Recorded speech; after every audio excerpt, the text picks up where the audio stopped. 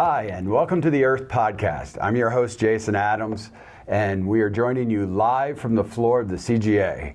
I'm really excited with our guest today, as it's the first time that I'm aware of that we have 3 CGA board members doing a single podcast with us. So I'm incredibly excited to introduce us. First, I'll start off with Kevin Hopper. Kevin? Yeah, Kevin Hopper. I'm the executive director with UDIG NY. We're the 811 contact center serving upstate New York. I also serve as the treasurer of the board for the Common Ground Alliance. Nice. And we have Misty Wise joining us today. Hi, I'm Misty Wise. I'm the executive director of South Carolina 811. I also serve on the board of directors with CGA, and I am the one-call representative. Great. And finally joining us is Thurman Smith. Hello, it's Thurman Smith, the president at UtiliQuest. I am the locator rep on the board of directors for the CGA and also the outgoing co-chair of the Best Practices Committee.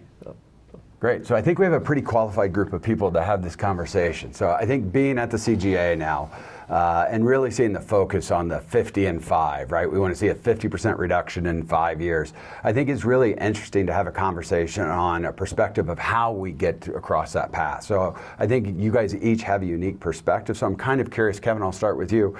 What are your thoughts about the 50 and 5 and initiative, and how do you see us at least trying to attain to that goal?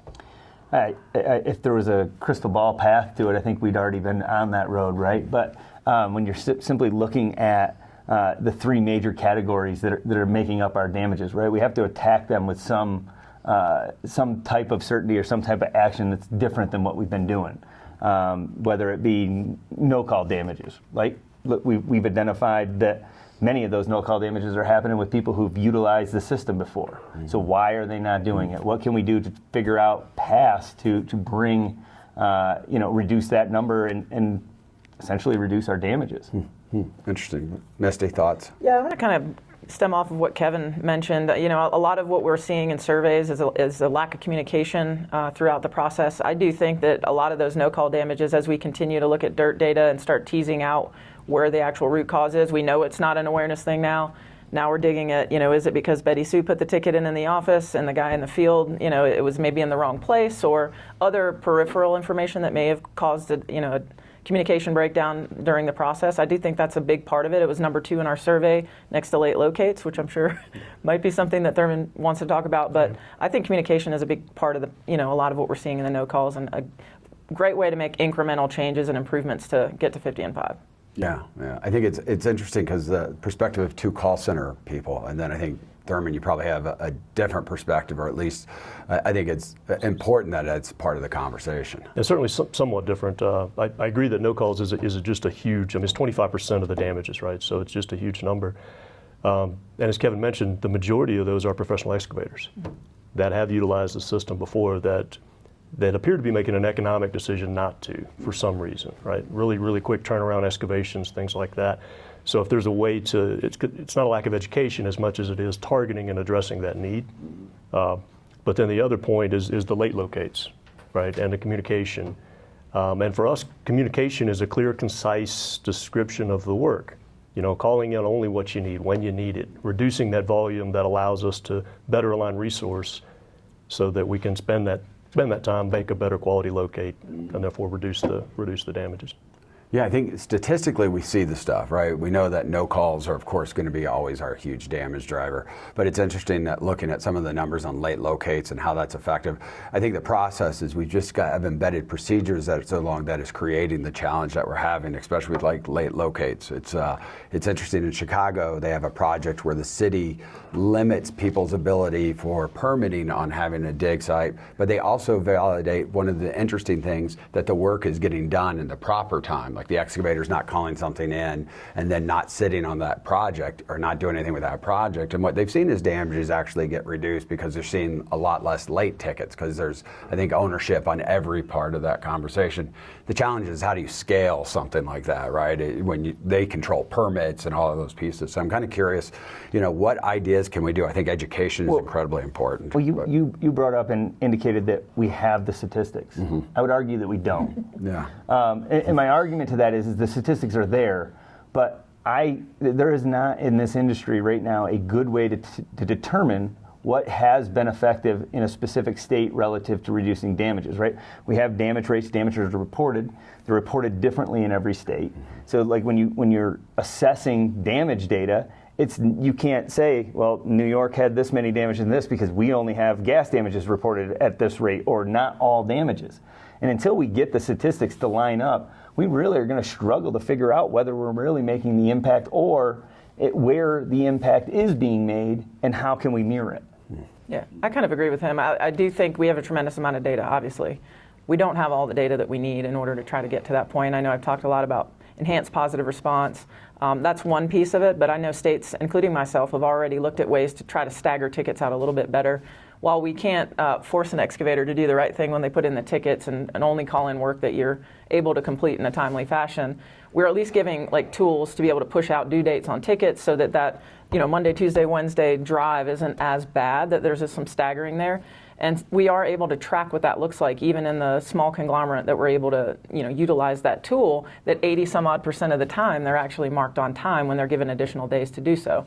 So I think that's one piece of what that benefit is. I think that we definitely need more data. Like I can't tell you right now, I know when in the window the tickets are late, how many are late, what type of work, which members are they, that sort of thing. But what I don't know is why was it late, right? And so I think that's for us where enhanced positive response, getting some additional details, and then being able to utilize that against dirt data and other things to be able to really get more granular with what exactly those issues are. We just don't have enough, in my opinion. Interesting. Yeah, and I guess I would say, because we've made it really easy to call. That's always been the message. Just call. Once you make the phone call, everything else will take care of itself. And it's kind of created something to where, yes, I call, but I may not be doing that work for 3 weeks or 4 weeks, or I may call in a month's worth of work in one day. We operate in states where the update percentage is north of 30%. So, one in every 4 tickets or worse. So I think the better we can define scopes, Kevin, you mentioned in your state, the excavator has to begin work within 10 days. But we don't have anything that says they began work. How do you validate that? They have to start within 10 days, and then the ticket never expires as long as you maintain the marks, right? So, but looking across the industry, I can't tell you there isn't a best practice or a statistic that tells me that this length of ticket makes something safer. I haven't seen statistical analysis that tells me that says a 15-day ticket, a 30-day ticket is any safer. Right. And that's the challenge. Like I feel like if we to do things like that, that's the statistics that we need to be able to compare across states and say, when you have a 15-day ticket, you get 30% updates. When you have I know my updates in upstate New York are not near 30%. It's much smaller than that.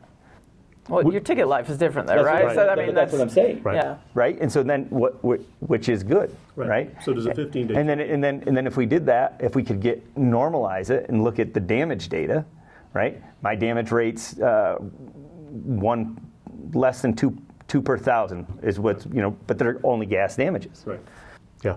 So to your point, I think the information's out there, but you do need to normalize the damage data and then do the analysis state by state, create what good looks like on ticket life, because I don't believe they never expire, right. But I don't know that a 10-day ticket is a good idea either. Yeah. You're unnecessarily stressing the system, and you're not able to, again, align resource and demand. And I think that's our biggest problem, is that misalignment. Mm-hmm. The one thing that we do see now, I think more so than ever, is we see excavators participating in the process more. It seems like they're participating at the CGA level more. It seems like there's technology that's trying to maybe bring solutions to them. It's curious if they play a larger role in that ownership. Will that help reduce damages, right, if they actively involved? Because it is curious, like you said, we see some submit tickets and then not, the same group be affected on that. But I wonder if we give them tools and we change the behavior there, if we can then help control like the late tickets, right? People actually do tickets and submit them when they're actually working, and how can technology help that? From our perspective, we like the idea of what AI can do, right? And there was a lot of talk at the conference about AI. I'm kind of curious on your guys' thoughts of where you see benefits, maybe risk and challenges in that. I know it's such a new topic, but I think it's one as leaders in the industry we have to address.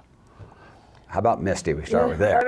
I mean, you got my wheels spinning a little bit about 7 different directions, but I mean, obviously AI is something that we're using from an automation standpoint to make things easier, faster, better. You know, I talked a lot yesterday about enhanced positive response and being able to automate certain elements around the process. Right now, this whole behavior of somebody in the office filling out the tickets, you know, maybe they're in a different state, they don't have any idea what that project looks like, and then you've got the excavator foreman out in the field that really is very disjointed. The tools allow him to be jointed. He's just not doing that. So we've got to use tools that are going to drive him to use the tool, right? Like, we have to have some sort of a use case that gives them a reason to do it. And that's what's going to change behavior inherently. I think we're trying to force behaviors on things that we do know are in our data, and that's behavior around the sort of codes that are being used. But you're right. I think the tools have improved. How do we get them to use them effectively? And then within the limitations of each of our laws, figure out how do we allow that to be utilized in a way that's effective. I think it's a two-way communication. Right now, there's no validation on the other side as to what occurred in the field. Like, I'm blinders in here in the office. I can see what the data says. I can see some behaviors, but I don't know reality. Those guys are the only ones that really know it. And I think being able to interject some of that two-way communication will maybe bridge the gap between Betty Sue in the office and the guy in the field. Well, I look at AI from an opportunity standpoint, right? It has an opportunity. There's a potential that it completely changes the industry, right? But if you look at it just in the context of what we do at one call centers, right? What about, why is AI not being on the front end? Right now, basically all of the stuff we do when a ticket gets submitted is basically simple form based, right? And then there's calculations based on dates and those kind of things that do that. But we have a workload amount that is too much. We could be doing predictive analysis on the ticket entry, never let the ticket get created, and then we're making sure that they're good tickets. But by integrating that in on the front end of the ticket entry process, there's real opportunities for us to streamline some of this stuff, make sure that the data that goes in, is quality, that the map, AI can check, making sure that the map area that they've had or the parcel that they've identified, that the locate instructions match. Just save a lot of time and problems that happen in the field just by integrating a tool that's there and readily available. Well, I think that would work effectively if we had 100% of damages. Like, does your center get, you just said gas, right? Like, I think that we could easily look at a model that shows exactly what you're talking about as far as load, volatility or balance and what that looks like using positive response. If I had damage data 100% across the board, excavators, operators, the whole 9 yards, to be able to say, okay, I know load balance drove damages up, in these sorts of work environments, these sorts of counties or cities, and be able to use AI technology for that. But we have to have 100% of what we know to be true, and we don't have it. I would say, even in the absence of any damage data, if you can do the analysis on the front end, determine the scope and the work content, and then establish a due date based on the concentration of utilities, and so it's not 24 or 48 or whatever it is. You base it on what they've actually called in. But let's look at your positive response, right? So you got your positive response stuff, right? But what on the front end? Why aren't we using AI in the front end of the ticket entry? Excavator comes in, they're up to ticket number 5. Looks like you have a large project here. And now we bundle that automatically right within the system into a project ticket that lays it out so that now you say you're starting here, you're going to end up here, that project ticket's loaded. Facility operators can now respond to that in the order, and we could actually set out the timeline. So now we've got the agreed upon marking schedule essentially built into how they're entering the ticket. Well, one better on that point, because all the excavators register at your call center so they can, right? So if we simply understood what their capabilities were, and part of that calculation was, hey, he's a 5-man company. Right. He can only have 10 tickets or whatever it is. And so you're not keeping them from working, but you are controlling that volume and better realigning that resource. Well, and it's all on the front end. Is it based on the guy's size, or is it based on the capacity of the operator to mark, right? Like, which one of those do you want to look at, right? Like, absolutely based on the excavator's capacity. What can they actually do? Because the struggle with that is you're right. Like, I can sit down and look at the complete volume of my active tickets in my system. I know who my bad actors are. I know if I tell them that they're going to be cut off at a certain point, they're going to inundate the system in a different behavioral way, right? But I guess, how do you get back to focusing on? I lost my train of thought. I'm trying to get back to where I was. I think that overall volume it's still impactful to the operator group, and there has to be some focus on the capacity of the operator as well. Because with the small municipal groups with the fiber build right now, I mean, that's just a prime example of, I know who the bad actors are inundating the system, that we can't get to these tickets because these guys are doing this thing. Well, and what I would say there is operators have a huge opportunity in that the majority of the work is utility-driven construction. So if operators simply control that through their excavation contracts, then they can control the volume and the impact on their own system. But they're not necessarily the ones putting the tickets in. They might have a subcontractor of a subcontractor of... They are not, but they're not, and that's a choice. Contracts they can dictate. You can sub this work out to this level and still have these requirements enforced. The utility companies are 75% of the workload in my state. 75% of it. Yep. And obviously the telecoms are a big part of that. So those guys have to rewrite those contracts to make those things happen, right? Like, and I just don't think that they're overseeing it at a level that needs to be at their level. So it's messing it up for everyone else. I mean, even if we could just focus and kind of set telecom aside and focus on the other work groups, I do think that there's a means to an end to get to some sort of a capacity change. I talked about several years ago being able to put that in the profile. Like, I do want to know what the size and scope of your business is. How many subs do you have working for you? You know, what types of construction work are you doing? What are you doing? And maybe be able to use that as part of your profile when they're initiating tickets to determine what their capacity might be, you know, based on some algorithm. You're right. I mean, obviously the data that gets created in this industry is incredibly valuable. And so trying to add more data that connects more pieces is incredibly important, especially from an AI standpoint. If we could start seeing stuff like, are they actually completing the work in time? You know, is the project done? Even all those extra variables that you're talking about, I think that adds to this. What I hope is that the industry starts to see how valuable the data is that we've collected. But I think two parts of the conversation. One is, how do we get damages and near misses, incident data? How do we get that to be better? Because the better that is, the better we can do with the rest of our learning. And then how do we use that data to make differences inside the industry, right? So I think that the call centers are challenged with the fact of, how do I expand and get more data? But at the same time, how do I make sure I'm doing it that's in alignment with the rest of the industry? Can we talk in the same, you know, kind of language across this, whether it's vendor, it doesn't matter what vendor it is, because I think we need to identify the fields of data that are valuable and then start sharing that with all of ourselves, because I think we can make better decisions. Like when you're talking about scheduling and creating tickets, there's so much that Irth wants to do with AI when it comes to creating of tickets, to stripping out tickets, to learning and educating. So for us, it's a huge move forward. So I think these conversations have to occur by people that know what they're talking about, so that we can start building it. So I think that's incredibly important. And I think the locators and excavators are holding some of that information that I just can't get my hands on right now. And I think that's where enhanced positive response for me is a direction I want to go, because I can't tell from the office what really happened in the field, but your guys know. Sometimes, I mean, a lot of the time, my guys are there before the crew ever shows up. They never see the excavation take place. They don't know. But when they're out there again in another 2 weeks to do it again, and nothing's taken place again, you know, there is an opportunity to take in some of that data. Okay, cool. You're going to mark it. You're going to do your obligation one way or another contractually, but that's a piece of information that's valuable. Yeah. Because I can go back and look at it over the course of time and see what those volume loads look like, and did they do it, did they not do it, is it the same bad actor, is it not? I don't think we can do it without feedback and validation. The data where, to me, it becomes important is, we're talking 50 and 5, right? My personal opinion is that is a terrible metric. That does not scale. It doesn't scale well. Each state's different. Each ticket length is different. The life of the tickets are different.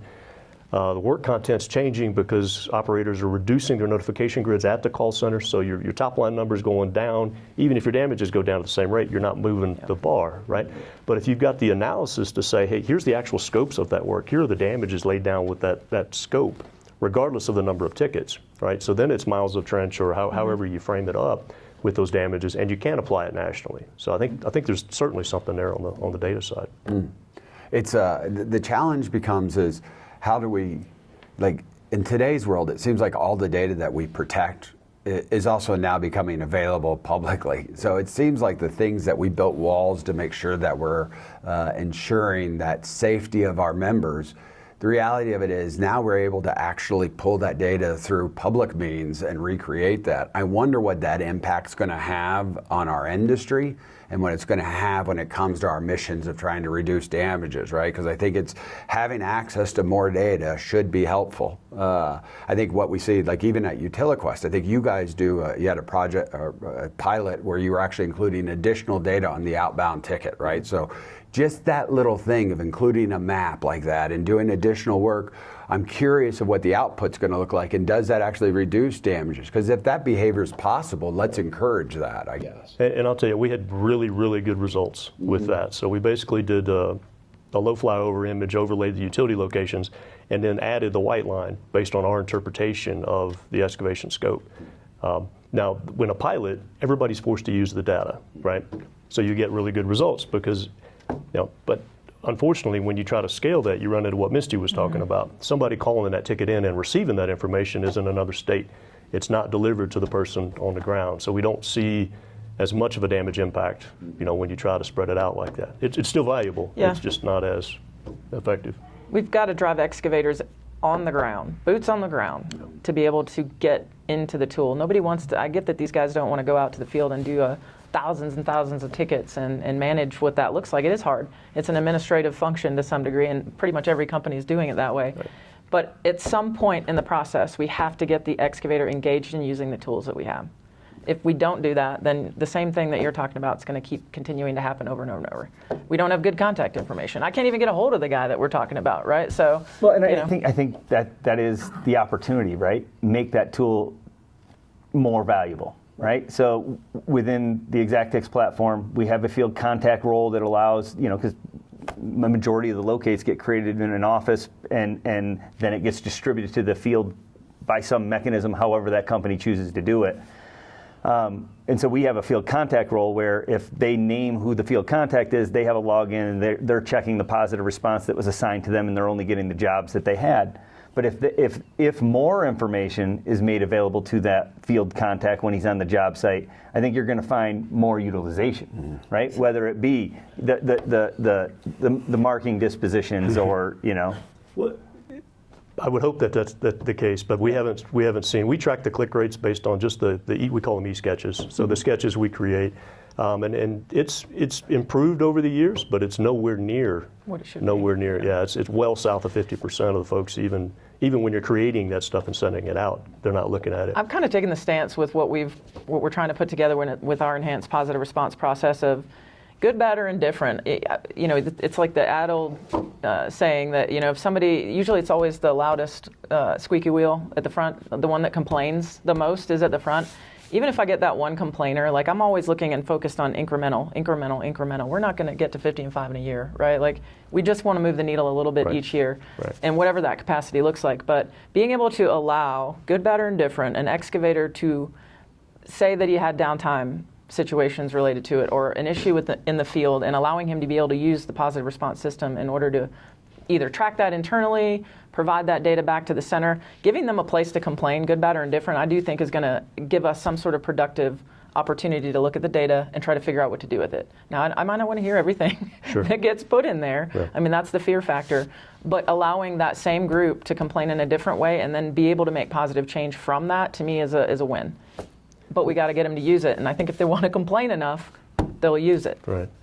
And Jason, to your point, we saw a presentation this week from Marathon. And they're talking about actually making their facility records available to the landowners. So not even necessarily an excavator, just folks that say, no, and I think stuff like that will have a huge impact on reduction, because then you've got everybody watching. Right. It's my house, and I know, hey, I've got this right here. I'm not going to let that guy go dig. Doesn't matter who he's working I think for. those disruptors move our environment into the next stage of what it looks like, right? Like, it's been uncomfortable. Nobody wants to provide their data, but when you have a disruptor come in and say, this stuff could be available very soon, I think that's positive for us. I think that's going to change people's mindset, which is usually the thing that takes the longest in our industry, changing people's mind. It's not the data, it's not the technology, it might be the law, but it's definitely behavior and just people's thought process around it. Well, I think to wrap this up, and this has been great, I've absolutely appreciated the time and the really kind of good open conversation, but I'll give you each a chance, kind of Where do you see the industry in the 5 years? I think we've got our second year under our belt. Is this the second year of 50 and 5? So I'm curious where you see us as an industry in just 5 years from now. And that's not that far down the road, but I'm curious to your position and where that might take us. Yeah, well, from my perspective, if nothing more, we are seeing more progress and more drive towards an objective than we've ever had. The industry was pretty stagnant, not really looking to try to achieve anything. And the 50 and 5 challenge has certainly brought us a clear direction of what we're trying to achieve. And I think there's a lot of different avenues and a lot of different areas that are making contributions to do that, whether it's there or not. I think the biggest challenge that you have in making this is figuring out what that change does to you and whether you're willing to accept it. I mean, as a one-call center, does a one-call center look the same in 5 years, 7 years?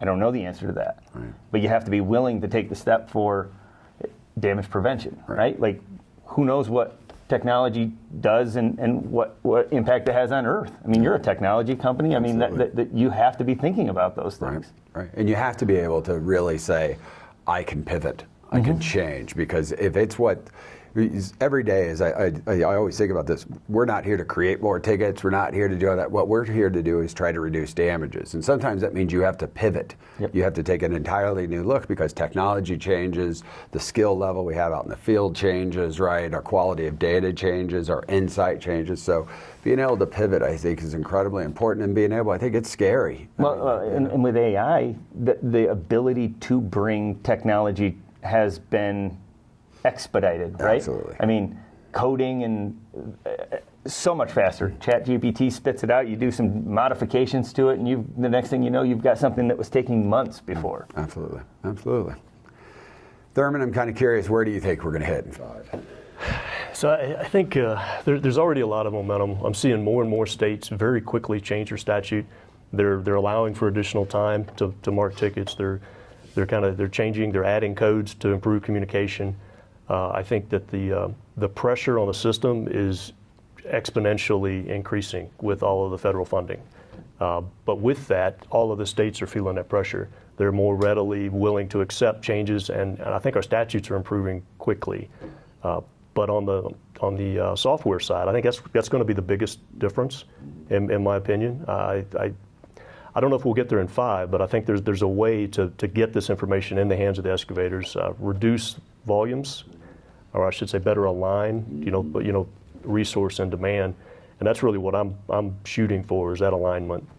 And then the quality of records, we're seeing that get better and better. And there's a huge push to improve facility records across the board. So. Yeah, I think an interesting point, though, as you made there, is we may not get there, but what you said earlier, that at least we have a goal that we're driving to. So I think that was important, because I think we were kind of all running a race without knowing what the finish line was. But at least now we know, hey, at this checkpoint, we'd like to try to get here. Yeah. It's not failure if we don't reach 50 and 5, but it's failure if we do nothing, right? So I think this is a great push, in fact. Missy, I kind of let you kind of... Yeah, I think we've been all kind of racing in silos on our own. And I think 50 and 5 has given us an opportunity to have a collective focus on the direction that we're going and utilizing some of the data that we already know. I think what I'm seeing as an industry, I know Kevin and I are obviously in the same sector. I think adaptability and being able to, like, we're talking about things at the one-call level that we've never talked about, right? Like getting ourselves to some consistent data set, talking about consistency in our ticket fields and the work types, all the different things to try to get some sort of standardization, which was the word nobody ever wanted to hear, like in the last 50 years. So to me, that's a step in the right direction. I don't think we would have started that conversation, that complicated endeavor, if it wasn't for 50 and 5. And knowing that we can't do exactly what Kevin said earlier and looking from state to state and see the same like-for-like scenario, because we don't call it the same thing. It doesn't map to the same data field. And it's spin the wheel. So I believe adaptability is going to be how we get to 50 and 5, and it's going to take every one of us in order to be able to do that. And that's not just the one-call level, right? Like, we're just one piece of it. It's going to take locators and the operators to step outside of their comfort zone and start having real conversations, and we're already seeing that take place. It's been taking place in the last few meetings, definitely at this meeting. I think it's possible, but people have got to change their mindset and get on board. Well, I think this has been a great conversation. I'm going to wrap it up today. Thank you for joining us live from the CGA. I'm Jason Adams, your host of the Irth podcast. I look forward to seeing you the next time.